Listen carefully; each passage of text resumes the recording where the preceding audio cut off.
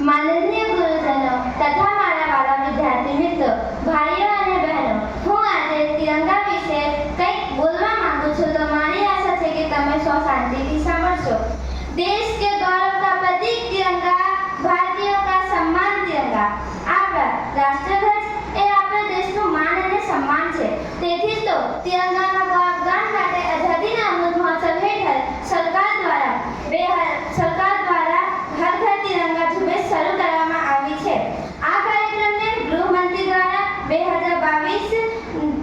22મી જુલાઈ 2022ના રોજે મંજૂરી આપવામાં આવી હતી।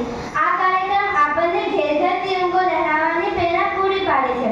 દુનિયાના દરેક દેશને પોતાનો એક ધ્વજ હોય છે। ધ્વજ એ દેશનું પ્રતીક છે। ભારત દેશનો પણ એક ધ્વજ હોવો જોઈએ એવા સૌપ્રથમ પ્રસ્તાવ પિંગલી વેંકૈયા નામના સ્વતંત્ર સેનાનીએ આપ્યો હતો।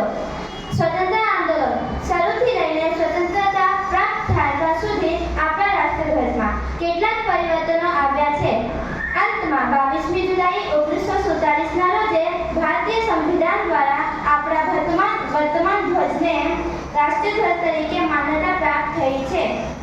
આપણા રાષ્ટ્રધ્વજમાં કેસરી, સફેદ, લીલો એમ 3 રંગો હોવાથી તેને તિરંગો કહેવામાં આવે છે। કેસરી રંગ વીરતા અને બલિદાનનું પ્રતીક છે। સફેદ રંગ સત્ય, અહિંસા અને મન પવિત્રતાનું પ્રતીક છે। તેમજ લીલો રંગ હરિયાળી અને ખુશાલીનું પ્રતીક છે।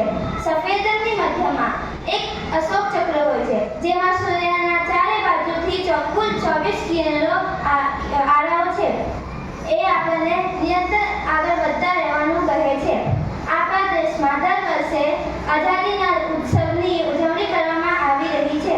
આ ઉત્સવ કોલેજો, શાળાઓ તેમજ સરકારી અને ખાનગી કાર્યાલયોમાં ઉજવવામાં આવી રહી છે। આ કાર્યક્રમની એક કડી એટલે કે હર ઘર તિરંગા।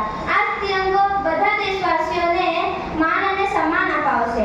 આપણા રાષ્ટ્રધ્વજ ખાદીના કાપડમાંથી બનાવવામાં આવે છે, એટલે કે આપણા રાષ્ટ્રધ્વજમાં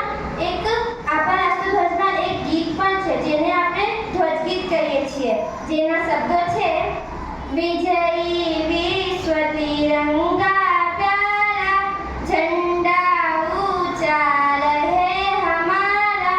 એટલે કે આપણો ધ્વજ એ આપણા પ્રદેશનું પ્રતીક છે અને સૌ ભારતવાસીઓને એ ખૂબ પ્રિય છે।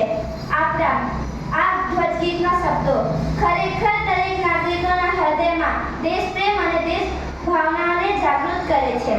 અંતમાં જે આપણા દેશ માટે જે બલિદાન આપ્યા છે તેને કેમ ભૂલાય, જેમાં મહાત્મા ગાંધી, સરદાર વલ્લભભાઈ પટેલ, બાળ ગંગાધર તિલક વગેરેનો સમાવેશ